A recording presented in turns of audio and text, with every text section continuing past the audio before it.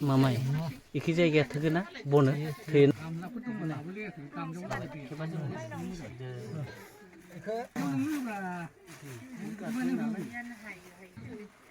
दे खुलुम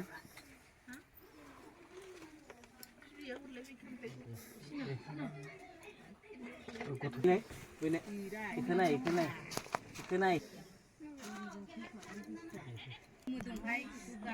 गोदान बाथौ गायसनदों हा गोथार होदों खुलुमदों बर'नि आसार खान्थि नेम निथिखौ लानानै